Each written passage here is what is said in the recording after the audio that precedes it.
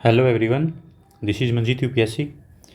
आज मैं आपके साथ डिस्कस करूँगा GS4 general studies for ethics, integrity and aptitude. ये GS4 का पेपर का मतलब नेम है। इसको हमें डिटेल में पढ़ेंगे।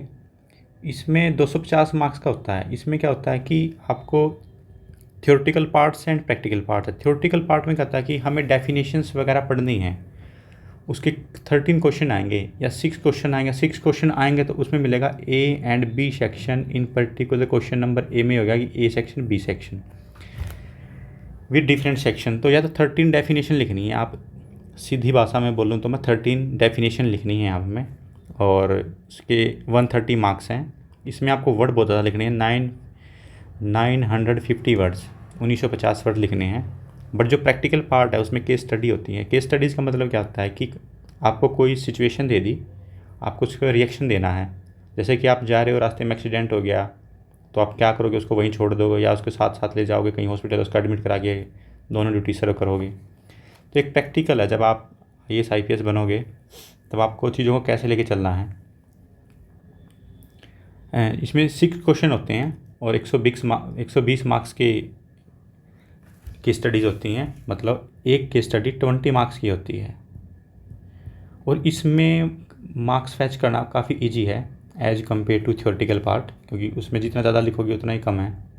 और इसमें 1500 लिखने हैं और ये काफ़ी इजी है। तो मैंने 112.5 मार्क्स गेन किए इसमें। ऑल इंडिया में सबसे ज़्यादा थे वो। जो AI1 था उसके भी 112 थे, मेरे उससे भी 0.5 ज़्यादा थे। तो मैंने कैसे अचीव किए वो मार्क्स मैं आपके सामने अभी डिस्कस करूँगा। तो मैंने सबसे पहले केस स्टडी को सॉल्व किया, उसमें कम लिखना था। फिर मैं थ्योरेटिकल सेक्शन पे गया, फिर मैंने डेफिनेशन लिखी विद एग्जांपल। जो भी अप्रोच होगी हमारी, हम आगे डिस्कस करेंगे। तो केस स्टडी क्यों हमें सबसे पहले सॉल्व करेंगे? क्योंकि ये एफर्ट इसमें लेस लगता है और फैच मोर मार्क्स। ठीक है। नेक्स्ट है एथिक्स एंड ह्यूमन इंटरफेरेंस। सबसे पहले मैं आपके साथ डिस्कस करूँगा कि हम एथिक्स क्यों पढ़ते हैं। जैसे मैं सबसे पहले आपको पहले एक एग्जाम्पल बताऊँगा, उसके बाद डेफिनेशन बताऊँगा। एक एग्जाम्पल लेते हैं। एक दिल्ली में IAS ऑफिसर था। उसकी ड्यूटी थी लैंड डिपार्टमेंट में। मीन्स ये कह सकते हो कि एज ए डेपुटेशन पे था, तो वो था तहसीलदार था वहाँ। और उसने करप्शन करके 250 करोड़ रुपए कमा लिए विद इन 1 ईयर। और क्या कि एक दिन CBI आती है और उनके फ्लैट में आती है, तो वहाँ मिलते हैं कैश, गोल्ड, ज्वेलरी। और नेक्स्ट डे क्या करते हैं, उसकी पूरी होल फैमिली सुसाइड कर लेती है बिकॉज ऑफ डिफेमेशन, बदनामी की डर से।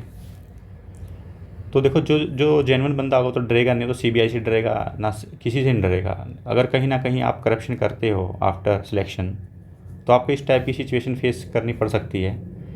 तो इस सब्जेक्ट का पढ़ने का मोटिव यही है कि हमें ऑनेस्ट रहना है हमारी लाइफ में भी, ताकि हम अपने साथ साथ इंडिया के साथ भी जस्टिस कर पाएँ। इंडिया के लोगों के साथ 135 करोड़ पॉपुलेशन है, उसके साथ जस्टिस कर पाएँ। तो ये सबसे पहले मैं आपको एग्जांपल बताया कि हमें एथिक्स क्यों पढ़ना है। ये पढ़ाया जाता है सिविल सर्वेंट को बिफोर सिलेक्शन। ये देखो, ऐसा करोगे तो ऐसे होगा, ये रॉन्ग पाथ है, राइट पाथ है। एथिक्स आया ग्रीक वर्ड से। Greek words means ethos. Ethos means character, habit, customs, way of behaviours. Greek, mostly Greek और लैटिन वर्ड होते हैं। ये इथोज से आया, उसका मतलब कैरेक्टर होता है, वे ऑफ बिहेवियर, आप लोगों के साथ कैसे बिहेव करते हो, कस्टम्स क्या है, क्या हैबिट है आपकी, ये आपका एथिक्स। एंड ये क्या, systematic study of human action. जैसे हम कहते हैं ना कि वो एक ऐसा स्टूडेंट था, उसने इतना हार्ड वर्क किया और उसका सिलेक्शन हो गया। और बोलते हैं कि इसने तो कभी पढ़ा ही नहीं, कोचिंग लेता रहा, रिवीजन किया ही नहीं, प्रैक्टिस मॉक टेस्ट लगाया नहीं, तो उसका सिलेक्शन नहीं हुआ। तो हम क्या सिस्टमैटिक स्टडी करते हैं ह्यूमन एक्शंस की। तो ये पॉइंट ऑफ व्यू है फॉर द राइटफुलनेस और रॉन्गफुलनेस। अगर कोई पर्टिकुलर डायरेक्शन में मेहनत करेगा, डेली मॉक टेस्ट देगा, राइट डायरेक्शन में काम करेगा, मेंटर की हेल्प लेगा, तो क्या होगा कि उसमें राइट डायरेक्शन में जा रहा है, उसका सिलेक्शन होगा। अगर आप रॉन्ग डायरेक्शन पे हो, आप प्रॉपर मोटिवेटेड नहीं हो, डेली के असाइनमेंट नहीं करते हो, क्लासेस नहीं लेते हो, तो क्या होगा, you will not be select. तो इसका mean of attain of the ultimate happiness. तो इसमें क्या है कि इसका एथिक्स का मतलब क्या है कि हमारा लाइफ का मेन मोटिव क्या होना चाहिए? मनी नहीं है, ना कंफर्टेबल जोन है, हमारा अल्टीमेट है एम होना चाहिए लाइफ का हैप्पीनेस।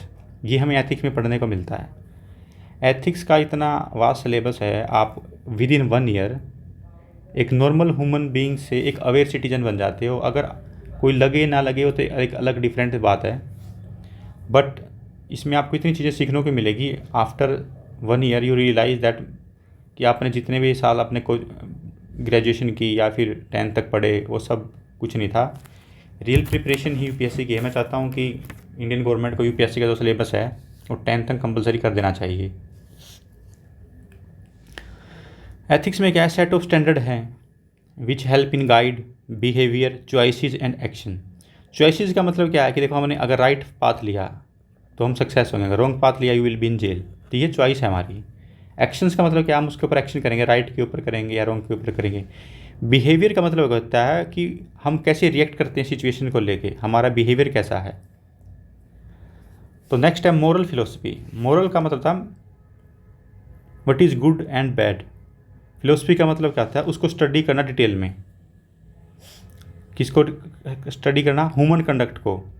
जैसे आपने देखा हो कि मैंने अभी एग्जांपल दिया था कि किसी का सिलेक्शन होता था, हम उसका उसकी ये पूछते हैं कि वो डेली क्या रूटीन में क्या करता था, क्या स्किप करता था, क्या पढ़ता था, कितने बजे उठता था। वो क्या ह्यूमन कंडक्ट है, उसको हम एनालिसिस करेंगे विथ पर्सनल रिस्पॉन्सिबिलिटी। तो इसमें क्या होता है कि मोरल फिलोसफी में हमारी कुछ ना कुछ पर्सनल रिस्पॉन्सिबिलिटी होती है। Personal responsibility in the sense, आप यहाँ देखो, ये 2 पर्सन वर्किंग है, किसी सॉफ्टवेयर कंपनी में लगे हो, गैस करो। इस बंदे ने हेडफोन लगा रखा है, काफ़ी अटेंटिव बॉडी है, लैपटॉप बिल्कुल सामने है। ये लड़का देखो कितना, इसके हाथ यहाँ हैं, इसके फिंगर देखो कैसे हो रखे हैं, बिल्कुल रिलेक्टेंट है, मतलब अनविलिंगनेस, काम करने का बिल्कुल भी इच्छुक नहीं है। तो ये क्या है? गुड वर्क एथिक्स है। ये क्या? पुअर वर्क एथिक्स है। ये क्या है? अर्नेस्ट। ये क्या? पैसिव। ये पैसिव है, रिलेक्टेंट है, काम करने का इच्छा नहीं है। ये क्या? काफ़ी अट्रैक्टिव है कि मुझे प्रमोशन लेना है, I will do hard work, I will give you my best. तो मैंने आपको एग्जाम्पल पिक्टोरियल ग्राफ के साथ दिखाया ताकि आप मेमोराइजेशन स्किल में आप ज़्यादा लर्न कर पाते हैं कि मोरल फिलोसफी में हम कैसे वर्क करते हैं। नेक्स्ट है स्कोप ऑफ एथिक्स। स्कोप क्या है एथिक्स का? सबसे पहला ये डील करता है वॉलंटरी एक्शंस के साथ और एंड मीन्स के साथ। वॉलंटरी एक्शन का मतलब क्या है कि देखो, गलत काम करना है या राइट करना, रॉन्ग एक्शन करना है या राइट करना, तो वो हमारे क्या वॉलंटरी है, कोई हमें इम्पोज नहीं कर सकता कुछ काम करने के लिए। कि जैसे कि आपने किसी का मर्डर किया, आपका वॉलंटरी एक्शन, आपने क्यों किया, और उसका एंड मीन क्या होगा? You will be in jail. Gandhi ji भी यही बोलते थे कि means is equal to ends. इसका मैं एग्जांपल देता हूँ आपको, इंडिया वर्सेस चाइना। देखो, इंडिया का जो फ्रीडम स्ट्रगल था वो था नॉन वायलेंस के ऊपर, सत्याग्रह के ऊपर। तो हमारे देश में क्या आया, एंड क्या निकला? Democratic country I. India world की लार्जेस्ट डेमोक्रेटिक कंट्री इंडिया है। पीपल, डेमोक्रेसी का मतलब होता है पीपल रूल, हम वोट डालते हैं, हम गवर्नमेंट को इलेक्ट करते हैं। लेकिन चाइना में क्या हुआ? 1 पार्टी रूल है। 1 पार्टी रूल है तो क्या हुआ? वहाँ डिक्टेटरशिप है। डिक्टेटरशिप मतलब तानाशाह। तो उसका रिपरकशन क्या हुआ? वहाँ लोगों के पास फ्रीडम ऑफ स्पीच और एक्सप्रेशन नहीं है। आर्टिकल 19 और इंडियन कॉन्स्टिट्यूशन, या हम डिस्कस करेंगे पॉलिटी के अंदर। तो आप देखोगे कि देखो, हम इंडिया ने फ्रीडम स्ट्रगल कैसे लिया, तो उसका एंड हुआ कि हम डेमोक्रेटिक कंट्री हैं वर्ल्ड में। चाइना का क्या हुआ? उनका मीन्स क्या था कि violence base, violation, non violation पे बेस्ड था कि we use weapon and we will snatch our freedom. तो क्या हुआ? डिक्टेटरशिप आ गई वहाँ पर। 1 पार्टी रूल है, 1 मैन रूल है, उड़ा देते हैं वहाँ तोप के साथ। अगर बोलते हैं कि हमें फ्रीडम दो, फ्रीडम ऑफ स्पीच एक्सप्रेशन दो, वहाँ प्रेस पे पूरा कंट्रोल है। इस वजह से कोरोना का जो सिम्टम थे बाहर नहीं आ पाए थे, क्योंकि चेक एंड बैलेंसेस नहीं है। एथिक्स इज़ नॉट, एथिक्स क्या नहीं है? एथिक्स मोरालिटी नहीं है। मोरालिटी का मतलब होता है सेल्फ रियलाइजेशन। सेल्फ रियलाइजेशन का मतलब खुद को जानना कि हम क्या हैं। Do not believe in war, war में बिलीव नहीं करना। ये क्या है? एथिक्स। एथिक्स नहीं है ये, ठीक है, वो मोरालिटी का पार्ट है। Ethics is not religion. Ethics religion क्यों नहीं? क्योंकि रिलीजन क्या है? रिलीजन क्या था? Applies to everyone. रिलीजन में क्या कि मास कल्चर चलता है। हम एक बंदा मैसेज देता है, लगा लो किसी कोई मैसेज देता है रिलीजन के अंदर, ये लिसनर हैं, ये लिसनर हैं, इनके साथ ये इससे क्वेश्चन नहीं पूछ सकते। और आप स्पिरिचुअलिटी का डिफरेंस बता देता हूँ मैं। स्पिरिचुअलिटी में क्या होता है, जैसे ब्रह्मा कुमारी है, यहाँ आपकी हेड है, स्पिरिचुअल गुरु है, यहाँ आप बैठे हो, आप बाइलिंगुअल टॉक होगा, आप इनसे क्वेश्चन पूछोगे, ये आपसे उसका आंसर देंगे। ये था स्पिरिचुअलिटी, ये मेरे से इंटरव्यू में पूछा गया था कि what is the difference between spirituality and religion. तो मैंने इसी वजह से मेरे को एक क्लिक कर गया, इस वजह से मैंने आपको ये बताया। इसको आगे हम डिटेल में डिस्कस करेंगे। What is law? लॉ क्या है? Rights of themselves and other, हमारे खुद के अधिकार क्या है और अदर के क्या क्या। देखो लॉज में ये होता है कि आर्टिकल 21 है, ये हमारा खुद का है, right to life personal liberty. Right to life में क्या आएगा, आपको किसी को लव मैरिज करनी है, LM लव मैरिज, तो आपका पर्सनल राइट है, वो लड़का या लड़की हो, तो गवर्नमेंट क्या उसको प्रोटेक्शन देती है after love marriage, court marriage. लेकिन अदर्स जैसे आर्टिकल 19 है, right to life, right to freedom of speech and expression, वो आपका राइट, आप अपने व्यूज़ को एक्सप्रेस कर सकते हो सोसाइटी में, बट वो हेटेड नहीं हो, इंटरनेशनल रिलेशन के लिए हार्मफुल ना हो, उसकी भी कुछ चेक एंड बैलेंसेज है, बट आप बोल सकते हो। जैसे आर्टिकल 70 है अनटचेबिलिटी का, आप किसी को छू के, जैसे शेड्यूल कास्ट का कोई बंदा, उसको डू नॉट टच मी ऐसे नहीं कह सकते। तो हाई कोर्ट, डिस्ट्रिक्ट कोर्ट में या हाई कोर्ट में आपके पास केस करता है और वो नॉन बेलेबल वारंट है, उसके लिए आपको बेल भी नहीं मिलेगी। तो ये क्या है, लॉ है। लॉज में क्या होता है कि चीज़ों को रिड्यूस किया जाता है, सोल्व नहीं किया जाता है। जैसे EWS है, इकोनॉमिकली वीकर सेक्शन, जो जनरल कैटेगरी के लोग हैं, EWS का कितना 10% है, लेकिन जो अदर रह गए 90% पॉपुलेशन जनरल कैटेगरी की, उनका क्या? तो ये क्या कि प्रॉब्लम को रिड्यूस करता है, एलिमिनेट नहीं करता, ख़त्म नहीं करता है। तो ये है लॉ। तो एथिक्स लॉ भी नहीं है। एथिक्स कल्चरली एक्सेप्टेड नॉर्म भी नहीं है। जैसे कल्चरली एक्सेप्टेड नॉर्म क्या है, कास्ट सिस्टम है जैसे इंडिया में। USA में बिल्कुल भी नहीं है कास्ट सिस्टम। USA में क्या है, वहाँ रेसिज्म है। रेसिज्म का मतलब क्या होता है कि ब्लैक एंड वाइट में भेदभाव करना, कि you are black, I am white, I am supreme, I have supreme genes. तो इस टाइप की थोड़ी ही वहाँ चलता है ऐसे। तो हम इसको डिटेल में डिस्कस करेंगे इन फ्यूचर लेक्चर में। अब इम्यूनल कांट है कि ये वेस्टर्न फिलोसफर है। आई का मतलब इम्यूनल कांट, इम्यूनल की स्पेलिंग बताता हूँ, IMUNAL, इम्यूनल कांट। उसने क्या बोला, क्योंकि एक देखो वेस्टर्न फिलोसफर है, उसने कुछ व्यू दिए होंगे, तो हमने यहाँ पुट करना है, क्योंकि हम किसी दूसरे का बंदे का पर्सपेक्टिव रखते हैं, तो हमें एक्स्ट्रा मार्क्स मिलता है, हाफ या 1 मार्क्स। तो उसने कहा कि law is not ethics, law ethics नहीं है, क्योंकि लॉ स्लो डाउन करता है चीज़ों को, प्रॉब्लम्स को, but does not incorporate many ethical standard, वो एथिकल स्टैंडर्ड पर खरा नहीं उतरता है। इम्यूनल कांट ने यही कहा, जैसे मैंने आपको अभी डिस्कस दिया था EWS का, कि ये रिजर्वेशन कोई सोल्यूशन नहीं है। और किसी चीज़ का सोल्यूशन तो रिजर्वेशन हो नहीं सकता, क्योंकि हम मतलब मेरिट से कॉम्प्रोमाइज़ नहीं कर सकते। उनको क्या दो, हेल्थ दो, जो डाउन ट्रोडन सेक्शन है, गरीब है बेचारे, उनको हेल्थ दो, हेल्थ फ्री दो, एजुकेशन दो, क्वालिटी एजुकेशन दो। जैसे अरविंद केजरीवाल क्या क्वालिटी एजुकेशन का मॉडल चला रहे हैं, क्योंकि जब से अरविंद केजरीवाल नहीं आए थे तो किसी को हेल्थ और एजुकेशन के ऊपर किसी का फोकस नहीं था। अब मोदी जी भी क्या करें कि 150 स्कूल का मॉडल लेके आए हैं, उनको भी पता चला कि भाई एजुकेशन की भी डिमांड है सोसाइटी में। जैसे EWS की डिमांड उठी, हमें रिजर्वेशन दो, तो 10% रिजर्वेशन दे दिया। अब क्या है कि हेल्थ और एजुकेशन एक पुअर सेक्शन ऑफ सोसाइटी को दे दिया जाए, वो बहुत कुछ कर सकता है, उनके अंदर बहुत ज़्यादा पोटेंशियल है, वो रिच से भी बहुत ज़्यादा कर सकता है, क्योंकि उनके पास पोटेंशियल है कि I will do something in future. But अगर उनके पास रिसोर्सेज नहीं होंगे तो वो कैसे करेंगे? तो हेल्थ और एजुकेशन तो फ्री देनी चाहिए, वो भी क्वालिटी वाली। ये नहीं है कि एक स्कूल में सिर्फ एक ही टीचर है, या जैसे अब स्कूलों की रेशो घट रही है, हरियाणा में भी 150 स्कूल बंद कर दिए गए हैं, उनको मर्ज कर दिया गया प्राइवेट स्कूल में। तो इतना बड़ा इंफ्रास्ट्रक्चर उसको हम ऐसे नहीं कर सकते। वो जो आसपास के विलेज के बच्चे थे वो कहाँ जाएंगे? लगा लो 10 बच्चे हैं उस स्कूल में, 50 है, वो कहाँ जाएंगे? उनका तो फ्यूचर ख़राब ही हो गया ना। वो तो प्राइवेट का अफोर्ड ही नहीं कर सकते। तो इसी वजह से रहते स्कूल, गवर्नमेंट स्कूल में, कि उनके पास पैसे नहीं थे। तो हम ये एथिक्स में पढ़ते हैं ऐसी चीज़ें। नेक्स्ट है वाई बी मॉरल, हमें क्यों मॉरल होना चाहिए? ये भी एक अच्छा क्वेश्चन है, ये आता है UPSC में। क्योंकि देखो मोरालिटी क्या है, लाइक न्यूट्रिशन है।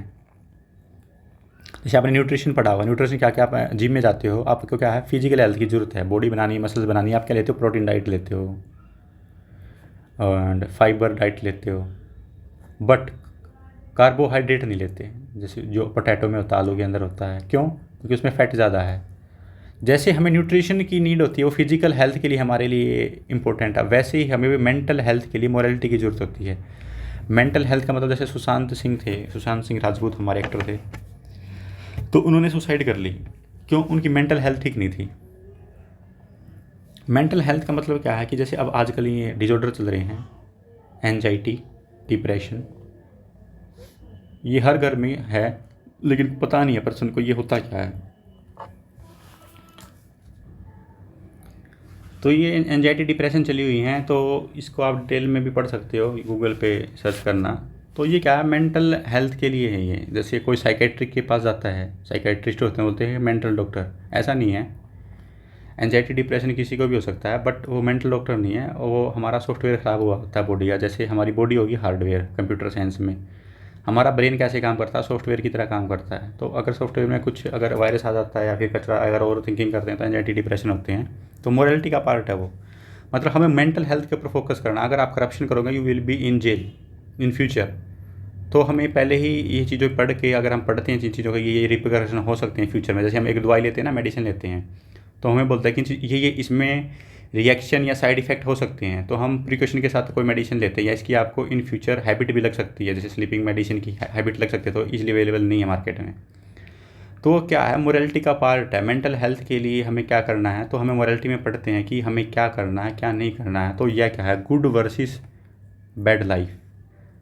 क्या अच्छी ज़िंदगी है, जैसे कम पैसे हों, अगर आपके पास मेंटल पीस है, आप सेटिस्फाइड हो तो ठीक है। या आपके पास खाते 100 करोड़ रुपए हैं और आप खुश नहीं हो, you are in bad situation, आपको एंजाइटी डिप्रेशन है, तो उन पैसों का कोई मीनिंग नहीं है।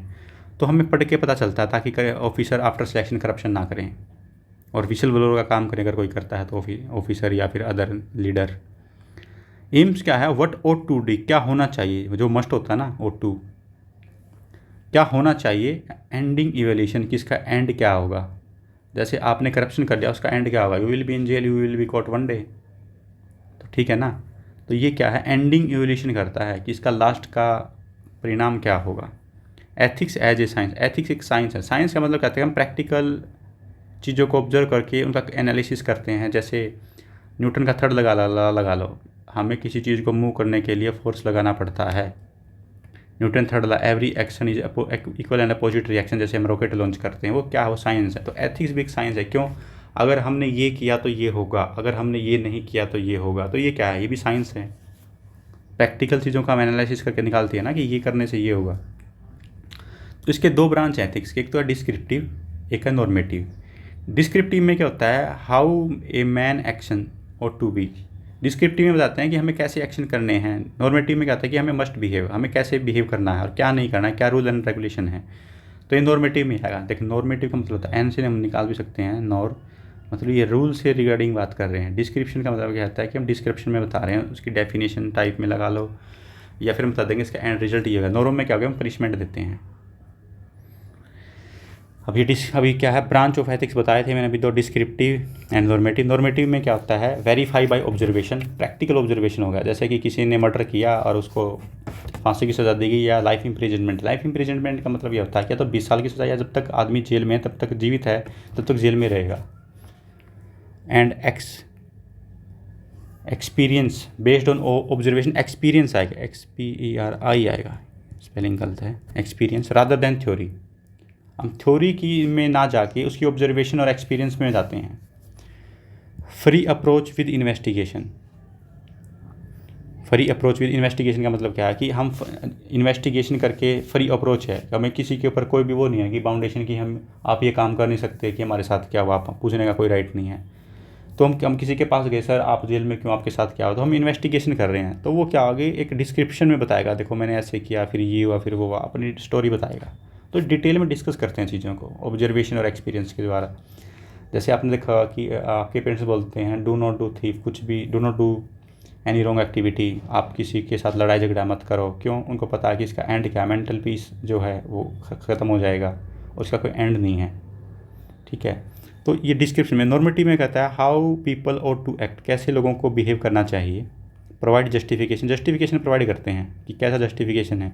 फॉर पनिशमेंट ऑफ पर्सन, जैसे किसी ने मर्डर किया उसके बदले में क्या है, लाइफ इम्प्रिजनमेंट या फिर फांसी, कैपिटल पनिशमेंट बोलते हैं उसको इंग्लिश में, capital punishment, CP capital punishment हो गया। तो इसके लिए जस्टिफिकेशन है, जैसे 1 आई के लिए 1 आई, 1 लाख के लिए 1 लाख, मर्डर के लिए मर्डर के लिए कैपिटल पनिशमेंट या फांसी की सज़ा। तो क्या नॉर्मेटिव एथिक्स है, जो जैसा आप करोगे वैसा आप भरोगे। इसको हिंदी में ऐसे भी याद कर सकते हो, प्रोवर्ब्स है ना, as you sow well you reap, आप जैसा बोगे वैसा काटोगे। ये नॉर्मेटिव एथिक्स का पार्ट है। नेक्स्ट है मेटा एथिक्स। मेटा एथिक्स सबसे पहले मेटा से समझो। मेटा का मतलब है bird eye view of entire project, metal से रिलेटेड। मतलब आपको मेटल, जैसे आजकल आपने देखा होगा वो चला हुआ शो ऑफ चला हुआ है किस चीज़ का। आप बोले कि मेरे पास एप्पल की वॉच है या फ़ोन है, आईफोन है मेरे पास, वो कॉस्टली है, बट वही काम हम सैमसंग के फ़ोन से भी कर सकते हैं। और उसके पास जो सैमसंग के फ़ोन में ज़्यादा फीचर्स हैं, हम एक्स्ट्रा एप्लीकेशन भी डाउनलोड कर सकते हैं, ईजी टू यूज़ है, मेड इन इंडिया, नोएडा में बनता है। तो हमें सैमसंग को यूज़ करना चाहिए रादर देन आईफोन। क्यों? ये मेटेरियलिज्म का पार्ट है, दिखावा। ये क्या है? सिंपल लाइफ, हाई थिंकिंग का सिंबल है सैमसंग का, या फिर जो भी मेड इन इंडिया है, रादर देन हमें जैसे ये ओप्पो हो गया, वीवो होगा, ये चाइनीज़ के प्रोडक्ट है। हमें थोड़ा अवेयरनेस होना चाहिए यूपीएससी वाले बंदों की क्या मेड इन इंडिया, ताकि हम इंडिया में की चीज़ों को प्रोडक्ट करेंगे, हमें एम्प्लॉयमेंट मिलेगा, वो लोग ज़्यादा से ज़्यादा लोग हायर करेंगे, ज़्यादा से ज़्यादा सिक्योरिटी वो वाले रिपेयर वाले पर्सन हायर करेंगे। तो क्या होगा, कॉस्ट भी डाउन जाएगी और हमें एम्प्लॉयमेंट भी मिलेगा, और इंडिया एक्सपोर्ट भी करेगा, सिर्फ हमारे प्रोडक्ट विदेश में जाएंगे। और बट अब क्या करें, हम चाइना से मंगवा के वो हमारी मार्केट को कैप्चर करे जा रहा है, और जैसे ही लड़ाई हुई तो वो अपनी सप्लाई को बंद कर देगा, जिसका फ़ोन रिपेयर नहीं होगा किसी का, अगर इसने खरीद रखा है तो ये सिर्फ सप्लाई और चेन में डिजरप्शन आ जाएगा, तो हमें वो इनडायरेक्टली ब्लैकमेल भी कर सकता है इन फ्यूचर। तो ये मेटा एथिक्स का पार्ट है। इसमें बर्ड आई व्यू देखते हैं, बर्ड आई का मतलब कि क्या चल रहा है। बर्ड आई का व्यू का मतलब जैसे हम बर्ड ऊपर चलता है, जैसे हम एरोप्लेन में बैठते हो, हमें सभी चीज़ें देखते हैं कि ये पार्क है, ये बिल्डिंग है, ये चीज़ की बिल्डिंग है। तो बर्ड आई व्यू पता चलता है कि हमें ओवरऑल चीज़ें मतलब क्रिस्टल क्लियर दिखने लग जाती हैं। तो ये इसमें इंटायर तो मेटा एथिक्स का पार्ट है। मोरल जजमेंट एंड कंडक्ट, ये भी एथिक्स मेटा एथिक्स में आता है कि moral judgement, what is right what is wrong, हमें कंडक्ट कैसा करना चाहिए, be polite to other person, understand the nature of ethical properties, nature क्या है एथिकल प्रॉपर्टीज़ का, और उसका इवेल्यूशन करना चाहिए। कि जैसे कोई ईगोइस्टिक पर्सन है, ईगो है, उससे कोई बात नहीं करेगा, उससे कोई बातचीत करेगा, उससे कोई मिलना नहीं चाहेगा, वो क्या अंडरस्टैंड करना हमें, पर उसके एथिकल प्रॉपर्टीज़ का इवोल्यूशन का। जैसे कोई ईगो रखेगा तो ये अच्छी चीज़ नहीं है। तो समझिए आप इस बात को मैं क्या कहना चाह रहा हूँ, कि ये प्रॉपर्टीज़ है कि हमें डाउन टू अर्थ होना चाहिए, be polite to a non person and as well as known person. Applied का मतलब क्या होता है, उसको प्रैक्टिकल लाइफ में लगाना, एथिक्स को, किसको, यूज ऑफ नॉलेज को। ये हमें पता, हम ईगोइस्टिक पर्सन हो गए, हमसे कोई मिलके खुश नहीं होगा, हमसे कोई बात नहीं करेगा, तो हमें बी पोलाइट, लोगों के साथ बातें करें, मिलजुल के रहें, कंट्री में यूनिटी में रहें। यूनिटी इन डाइवर्सिटी में कहा जाता है, इंडिया की आइडेंटिटी है इन वर्ल्ड में। तो by moral principle for present dilemmas है। हम डिलेमाज का मतलब होता है कि सेल्फ कॉन्ट्राडिक्टिव व्यूज, कि ये करे या ना करे, क्या सही है क्या गलत है। तो हमें अपनी प्रैक्टिकल नॉलेज को यूज़ करना है, अप्लाइड करना है, कि हमें गलत रॉन्ग चीज़ नहीं करनी है, राइट करनी है। क्या अप्लाइड एथिक्स का पार्ट है। Arise due to adoptive lifestyle. Adoptive lifestyle का मतलब हम जो कर रहे हैं, जैसे एक कोई पर्सन है मेडिकल पर, वो लगा लो पीपल है, कोई पर्सन है वो इलीगली ड्रग्स बेच रहा है, वो भी नारकोटिक्स वाली, जिसकी लत लग सकती है और उसके साइड इफ़ेक्ट भी बहुत ज़्यादा है। एक दिन वो पुलिस ने उसको कोर्ट कर लिया, रंगे हाथों पकड़ लिया, और वो जेल में है। तो क्या है, हमने देखा कि अगर आप रॉन्ग वर्क करोगे तो आप you will be caught in one day. जैसे मैं आपको वो बताता हूँ स्टोरी या जो, एक दो बंदे चोरी कर रहे थे, तो एक बंदा कह रहा है कि एक बार गेट के बाहर देखो, कोई आ तो नहीं रहा है, बट लेकिन भगवान तो देख रहा है ना, उसकी तो कोई लिमिट ही नहीं है। तो ऐसे हम अप्लाइड एथिक्स का पार्ट है कि किसी को डर ये है कि कोई हमें देख रहा है, किसी को डर ये है कि भगवान, किसी को ये है कि इस वजह से तसल्ली है कि भगवान देख रहा है, किसी को ये डर है कि कोई भगवान देख रहा है। कोई मतलब भगवान के नाम पे, मतलब भगवान में श्रद्धा रख के खुश है कि कुछ ना कुछ अच्छा होगा, कुछ ये गलत काम करके उसको मन में ये है कि I will be caught one day. तो ये क्या है, पर्सनल डिलेमा है। क्या, एडोप्टेड लाइफस्टाइल का, हम जैसे ही लाइफस्टाइल एडोप्ट करेंगे हम वैसे बनेंगे। बायो एथिक्स, बायो का मतलब क्या, बायोलॉजी के से रिलेटेड है एथिक्स। जैसे मैं पहले एग्जाम्पल दूंगा, फिर डेफिनेशन दूंगा। अबॉर्शन है, एक हेल्पलेस चाइल्ड है इन वोम। वोम का मतलब क्या, कोख। मैं हिंदी में इस वजह से बताता हूँ कि जैसे मोस्टली स्पीकिंग, हाँ, स्कूलिंग जिसकी हिंदी में हुई है उनको भी प्रॉब्लम ना हो समझने में कंसेप्ट। तो अबॉर्शन है, एक हेल्पलेस चाइल्ड है, कोख में कोई बच्चा है 2 महीने या 3 महीने का, तो 20 वीक तक लीगल अबॉर्शन है। वो कहीं नहीं जा सकता, ना तो सुप्रीम कोर्ट जा सकता, ना हाई कोर्ट, ना डिस्ट्रिक्ट कोर्ट, क्योंकि उसके पास वो तो अभी ग्रोइंग स्टेज पे ही है, अभी इनसाइड में मतलब बन ही रहा है, इनसाइड द स्टमक। तो उसका क्या एथिक्स होंगे, तो उसके लिए डिस्कस करना हमें। तो उसको क्या बोलेंगे, बायो एथिक्स। जैसे हम जीन्स होते हैं हमारे, जिससे वो one family to other family में जाते हैं, तो उनमें भी आजकल जीन्स एडिटिंग होने लग गया है। जैसे वो अगर कोई चाहता है कि उसका बच्चा क्रिकेटर बने, तो उसमें जीन्स में एडिटिंग करके उसमें ऐसे मतलब जीन्स एडिट कर दिए जाते हैं, काट दिए जाते हैं क्रिस्पर टेक्नोलॉजी के साथ, कि वो बच्चा बड़ा होकर 100% श्योर कि वो क्रिकेटर ही बनेगा। ये क्या है? ये बायो एथिक्स है कि हमें, अगर हम सबको ऐसे ही करने लगे कि क्रिकेटर बने तो दूसरे काम कौन करेगा? तो हमें सिर्फ वहाँ चेक एंड बैलेंस इतना लीगली अलाउ किया जाता है कि हम इसी डिजीज़ की रोकथाम कर पाएँ। जैसे सिकल सेल एनीमिया है, तो उसके लिए अलाउ कर दिया जाता है जीन को एडिटिंग करके उसको, ताकि उस बच्चे को ना हो जेनेटिक ये प्रॉब्लम उसके पेरेंट्स की थी। जैसे कुछ चीज़ें क्या होती हैं कि जैसे आपने देखा कि जो पेरेंट्स को डिजीज़ थी वो बच्चे में भी है, तो उसको कट करने के लिए हम जीन एडिटिंग करते हैं। तो ये बायो एथिक्स का पार्ट है। तो इसकी अब डेफिनेशन डिस्कस करेंगे। A study of morality such as concerning themselves and our close relative. खुद के लिए भी बायो एथिक्स कि हमें क्या करना। जैसे अगर आप किसी बीमारी से इन्फेक्टेड हो और आपको कोई डिजीज़, आपको ब्लड डोनेशन करना चाहिए नहीं करना चाहिए, नहीं आपको बताना चाहिए मुझे ये डिजीज़ है, मैं करूँ या ना करूँ, तो बायो एथिक्स का पार्ट है। आपको ये नहीं है कि मुझे बीमारी सबको हो जाए, मैं ब्लड डोनेट करके मेरा ब्लड किसी और को लग जाएगा। ये खुद के लिए बायो एथिक्स है और फॉर आवर क्लोज रिलेटिव के लिए, ठीक है। जैसे मेरी बहन डॉक्टर है, उसने बताया कि कई पेशेंट को वो होता है HIV, वो बताते नहीं हैं, उनको सिम्टम देख के पता चल जाता है, लेकिन उन पर्सन के अंदर क्या नहीं है, बायो एथिक्स नहीं है। क्यों? क्योंकि वो डॉक्टर को पहले ये बता दे मुझे ये डिजीज़ है और मुझे ये प्रॉब्लम हो रहा है, तो डॉक्टर अच्छे से प्रिस्क्रिप्शन लिख पाएगा। वो बताते नहीं है, छुपाते नहीं है। ये तबू बना हुआ सोसाइटी में कि डिजीज़ को छुपाया जाता है डॉक्टर के सामने भी। तो क्या है? बायो एथिक्स का पार्ट है। तो अब क्या गया मिलिट्री एथिक्स। मिलिट्री एथिक्स में क्या हुआ कि मैं पहले एक एग्जांपल देता हूँ, फिर आपको डेफिनेशन में बताऊँगा। एग्जांपल लेते हैं पहले मिलिट्री एथिक्स में। जैसे पुलवामा अटैक हुआ जम्मू कश्मीर में, पुलवामा अटैक हुआ तो क्या हुआ, इंडिया ने किया सर्जिकल स्ट्राइक। इन्होंने क्या किया कि नियर अबाउट, मुझे एग्जैक्ट डेटा याद नहीं लगा, 20 के करीब हमारे आर्मी के पर्सन शहीद हो गए थे। तो उसके बाद क्या इंडिया ने सर्जिकल स्ट्राइक किया। टारगेट कौन थे? सिविलियन नहीं थे जो वहाँ की आम जनता है, बेकसूर है। जो टेररिस्ट थे उनमें घर के हमें घुस के मारा और वापस भी आए। तो ये क्या मिलिट्री एथिक्स है। हमें जिन्होंने हमें टारगेट किया, हम सिर्फ उन्हें टारगेट करेंगे। जो सिविलियंस हैं उसको कुछ नहीं किया। सिविलियंस इन द सेंस मतलब जो यूनिफॉर्म में नहीं हैं, यूनिफॉर्म में मतलब वो पुलिस की, सिविलियंस का मतलब ये कि वो यूनिफॉर्म वाली ड्यूटी नहीं करें, जैसे आर्मी की या पुलिस की ड्यूटी नहीं करें। सिविलियंस का मतलब ये है कि आप एक जनरल 10 to 5 की जॉब कर रहे हैं। जैसे ही उस साइड से एंटी सोशल एलिमेंट आए पाकिस्तान से हमारी तरफ, टेररिस्ट आए, तो हमारा पार्टिकुलर टारगेट वो टेररिस्ट रहेंगे। जब हमने सर्जिकल स्ट्राइक की पाकिस्तान के अंदर घुस के, तो हमने सिविलियंस को टारगेट नहीं बनाया, वहाँ की पॉपुलेशन को टारगेट नहीं बनाया, ताकि हमारे रॉन्ग सेंटीमेंट नहीं जाए इंडियन आर्मी के खिलाफ। हमें जो टेररिस्ट के ग्रुप के हेड थे या जो टेररिस्ट से रिलीवेंट जो उनका ठिकाना था, हमें उनको डिस्ट्रॉय किया है। तो ये किसका पार्ट है? मिलिट्री एथिक्स का पार्ट है। अब इसकी मैं डेफिनेशन डिस्कस करूँगा। Questions regarding the application of force, हमें कितनी फोर्स एप्लीकेशन करना है। ये नहीं है कि हमें पुलवामा अटैक, हमें न्यूक्लियर वार यूज़ नहीं किया था, हमने न्यूक्लियर वेपन यूज़ नहीं किया था, क्योंकि उनके पास भी है, फिर वो भी यूज़ कर दे। तो जितना वो यूज़ करेंगे हम उतना ही उनको डेटरेंस में उनका मुंह तोड़ जवाब देंगे, उसी वे में, ठीक है। तो वो एथिक्स है मिलिट्री का, इथोज ऑफ सोल्जर्स, कि अगर उनकी तरफ से कुछ रॉन्ग एक्टिविटी हुई तो हम भी करेंगे। चॉइस ऑफ वेपन, जो उन्होंने वेपन किया उससे एक स्टेप एडवांस ले लेते हैं, बट ये नहीं है कि उन्होंने इधर एक फायर ही किया।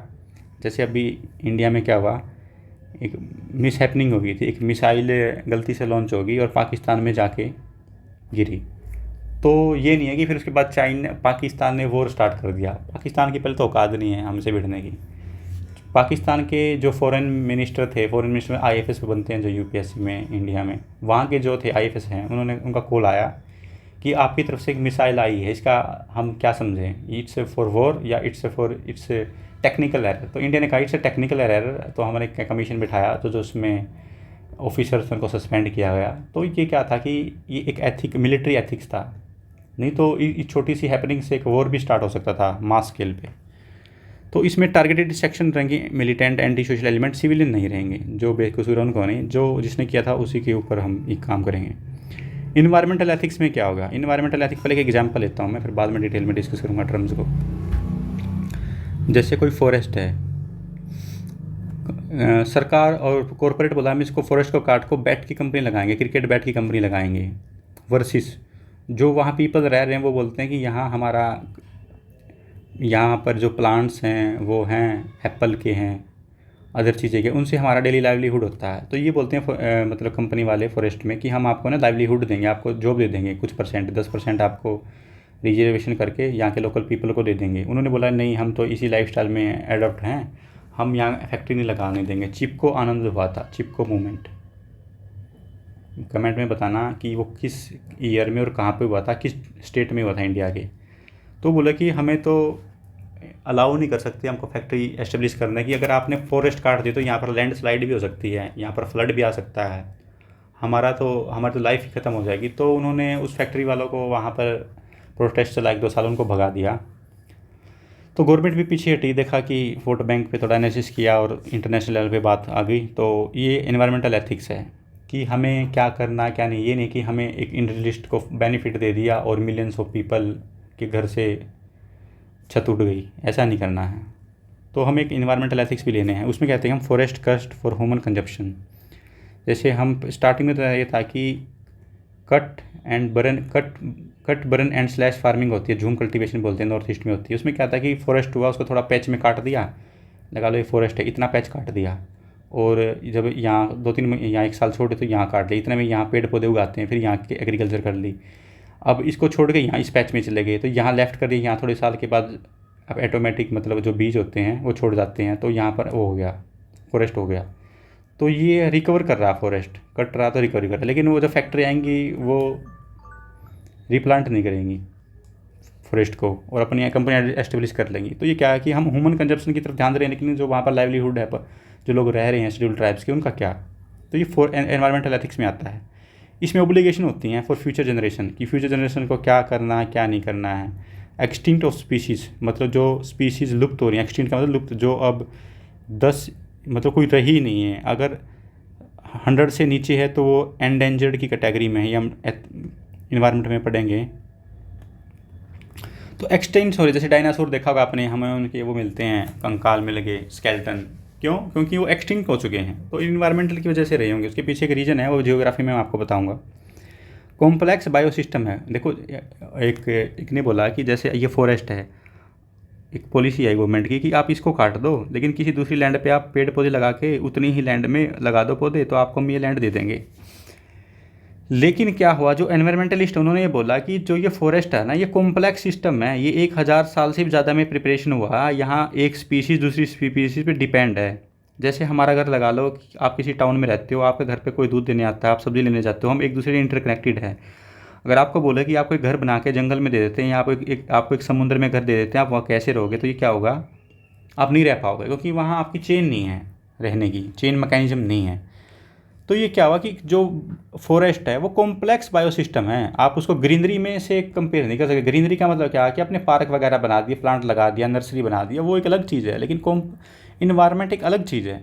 उसमें क्या होता है, हैबिटेट लॉस ऑफ एनिमल होता है। जैसे आपने देखा डायनासोर लुप्त हो रहे हैं, जैसे टाइगर है एंड लियोपार्ड है, इनकी पॉपुलेशन डे बाई डे घट रही, क्योंकि उनके पास लैंड ही नहीं है। वो 1200 किलोमीटर पर आवर की स्पीड से दौड़ते हैं। उनके लिए एक तो वो जंगल चाहिए कि थोड़ा बहुत खाली हो, थोड़ी बहुत घास फूस हो, उनके लिए खाने के लिए हिरन होने चाहिए। तो ये कॉम्प्लेक्स सिस्टम है। अब वो चीज़ें हैं नहीं, तो वो क्या आएगा, तो वो एक दिन वो एक्सटिंक्ट हो जाएंगे। हमें भी बोल रहा था कि हम जब तक अब 2020 चला हुआ है, 2022 सॉरी, 3000 तक हम भी एक्सटिंक्ट हो जाएंगे अर्थ से। हमें भी ऐसा बोला जाता है, अगर आप इसी स्पीड से इन्वायरमेंट को कष्ट करते रहिए, अगर आप यही स्पीड रहेगी डेवलपमेंट की।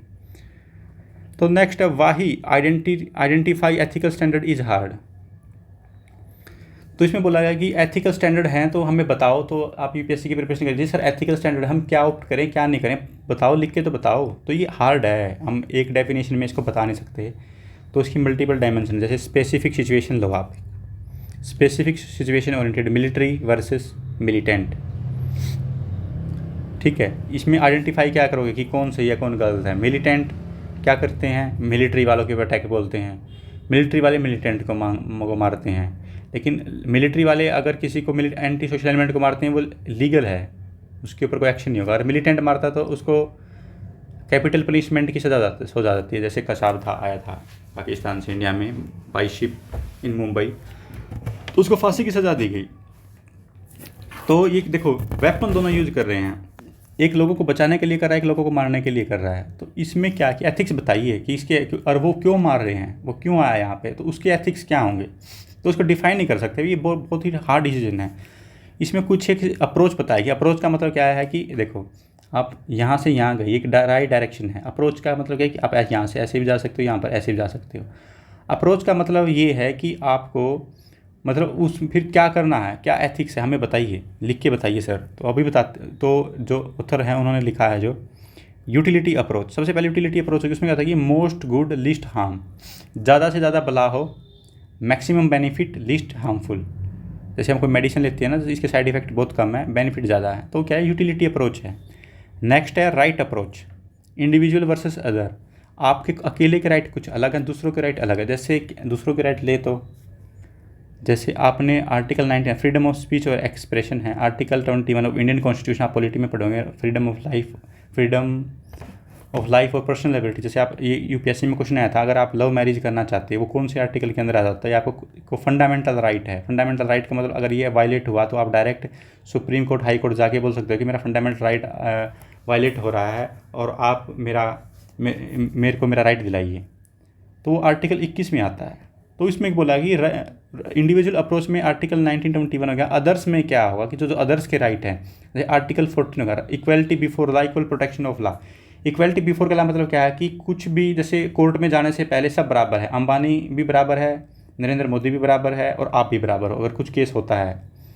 तो क्या है आर्टिकल 14 अदर्स के राइट भी हैं कोर्ट में जाने से पहले कि सब बराबर हैं। इक्वलिटी बिफोर लॉ मतलब लॉ से पहले सब बराबर हैं। ये है राइट अप्रोच। ये नहीं है किसी की कोई गया तो उसको स्पेशल ट्रीटमेंट किया जा रहा है। तो हम इसमें एथिक्स में पढ़ते हैं चीज़ें। Fairness and justice. फेयरनेस का मतलब क्या कि वहाँ कोई करप्शन नहीं हो, ट्रांसपेरेंसी है। जस्टिस अप्रोच का मतलब हम ये नहीं कि हमें किसी ने हर्ट किया, किसी ने हमें लगा लो पंच मारा और हम ये नहीं उसको भी पंच मारेंगे, हम सीधा कोर्ट में उसको फाइल सिविल केस करेंगे, सर इसने मेरे साथ ऐसे ऐसे केस को पनिशमेंट दो। तो ये क्या, ये जस्टिस अप्रोच है।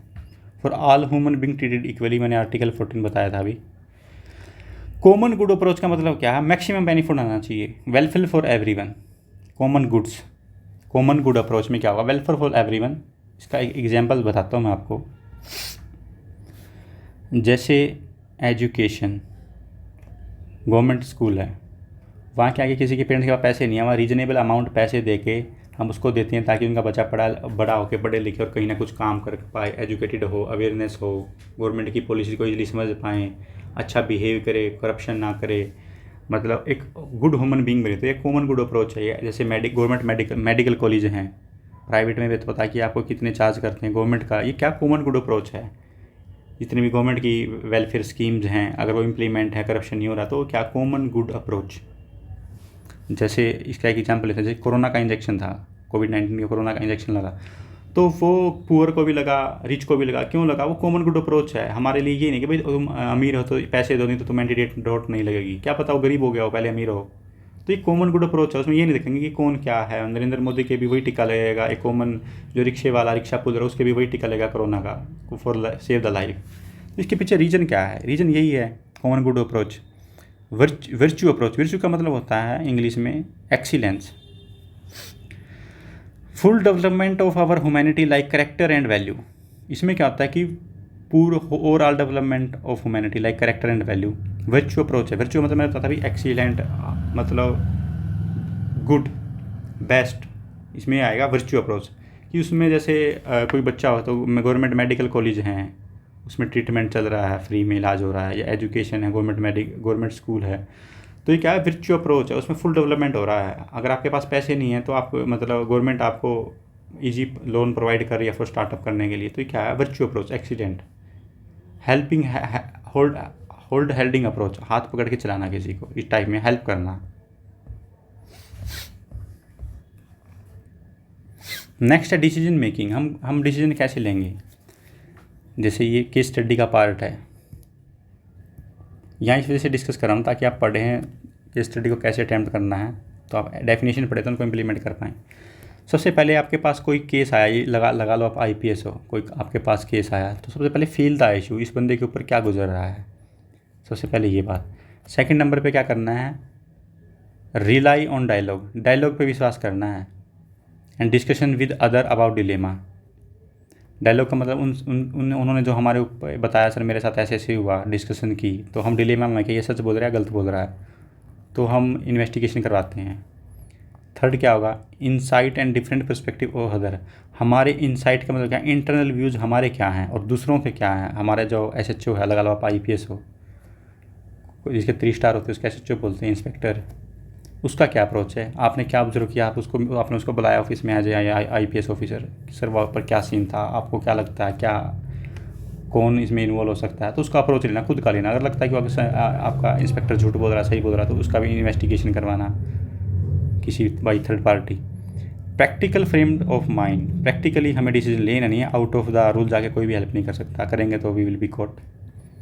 तो प्रैक्टिकल फ्रेम्ड ऑफ माइंड, हमें ये देखना है कि उस माइंड में प्रैक्टिकली क्या कर सकते हैं, correlate with real life scenario को हमें कोरिलेट करना है। चूज़ द मोस्ट सूटेबल, उसमें सबसे मोस्ट सूटेबल ऑप्शन क्या हुआ कि जैसे कई बार कहता है कि पुलिस वाले केस ही दर्ज नहीं करते, तो हम एसपी साहब के पास जाते हैं, बोलते हैं कि सर इतने साल हो गए, 20 दिन हो गए हैं, अब तक हमारा केस रजिस्टर्ड नहीं है। एसपी साहब आईपीएस एक फ़ोन लगाता है कि उन्हें रजिस्टर, वो पूछते हैं कि सर ऐसी ऐसी बात है, तो उनको डांटता वो केस रजिस्टर कर देगा, क्योंकि केस तो कोई भी रजिस्टर करवा सकता है। तो ये है कि चूज़ मोस्ट सूटेबल क्या है उसके लिए, तो क्या प्रोसीजर होगा इस चीज़ के लिए। Feasible option for solution, feasible होना चाहिए, नहीं कि हम हवा में बातें कर रहे हैं, तो उसका फिजिबल सॉल्यूशन होना चाहिए। डिसीजन मेकिंग के 5 मैंने 4 5 6 आपको वो बताए नुआंसेज की कैसे करते हैं डिसीजन मेकिंग में।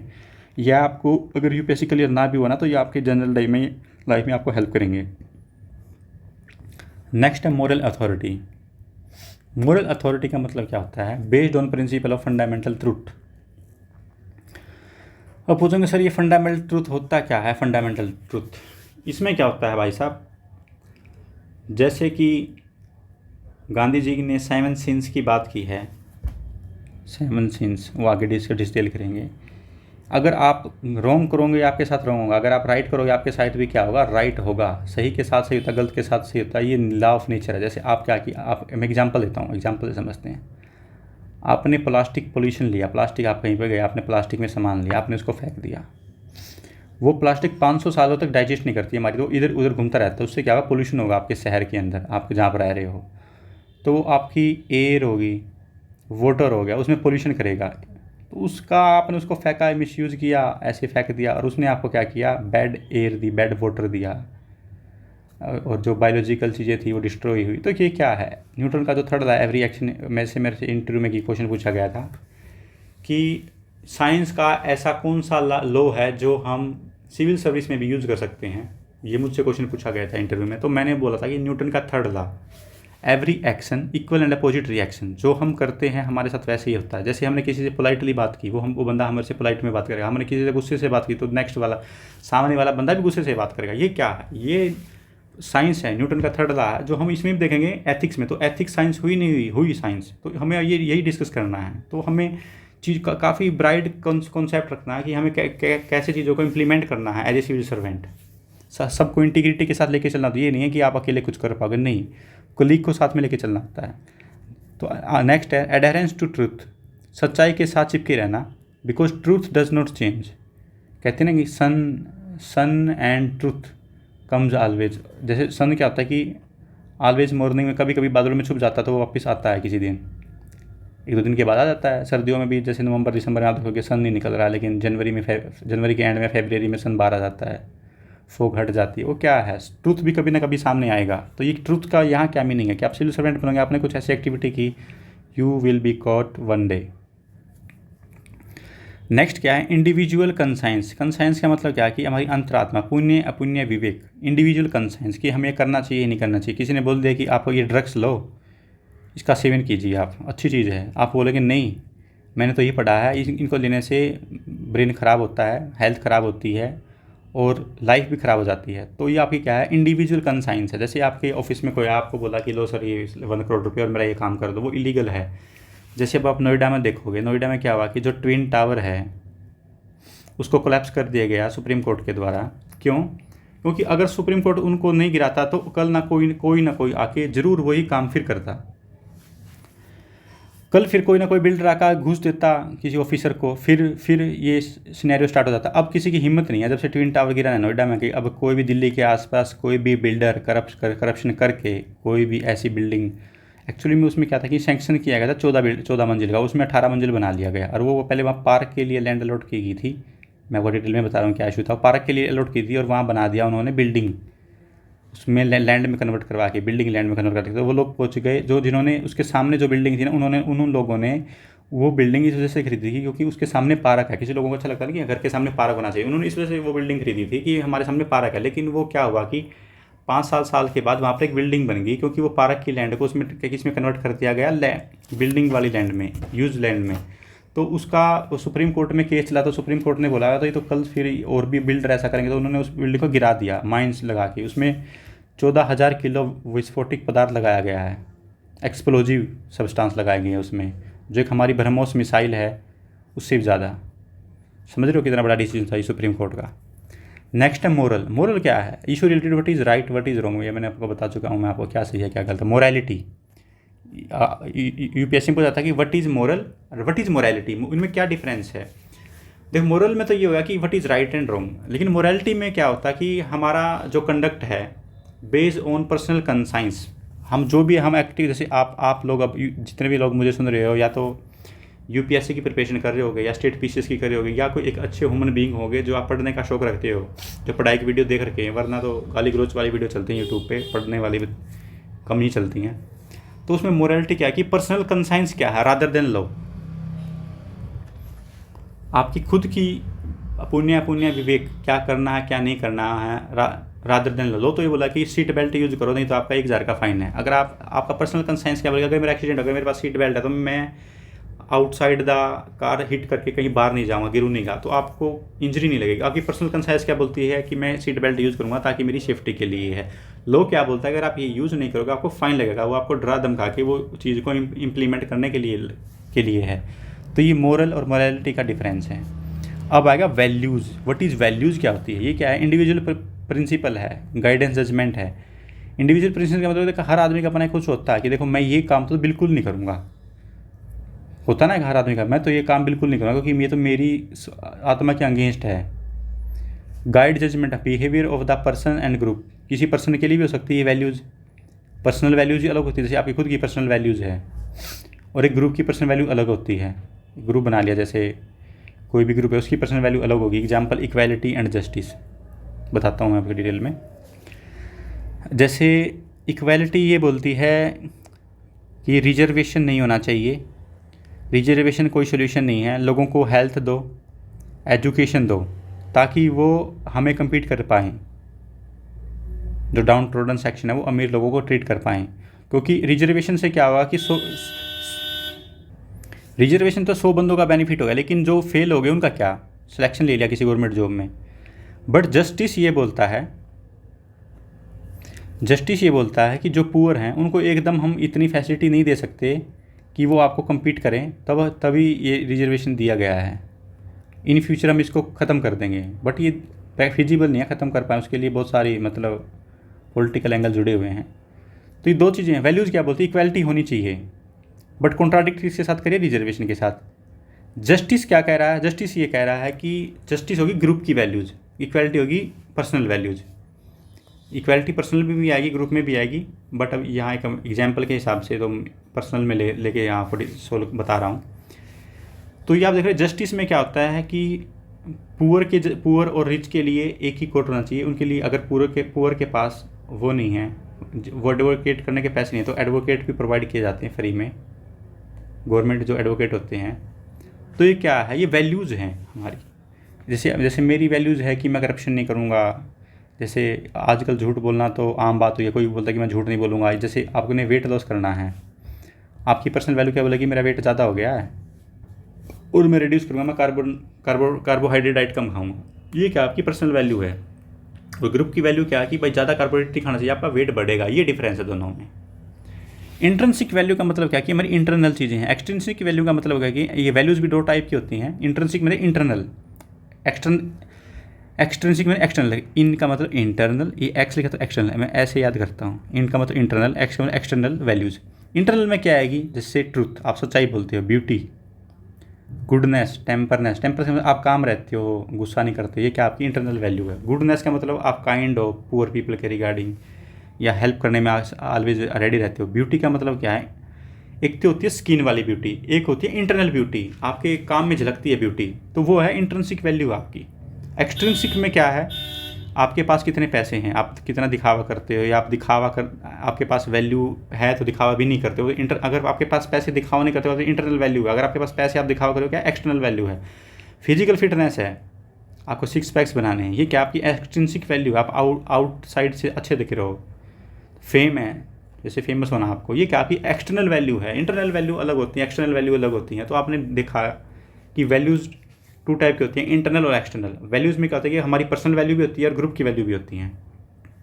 थैंक्स, ये था मेरा आज का सेशन एथिक्स का। आपको कैसा लगा, आपको I hope you like this session. Like और सब्सक्राइब जरूर कर देना, बहुत मेहनत लगती है एक वीडियो बनाने में। Thank you so much, bye.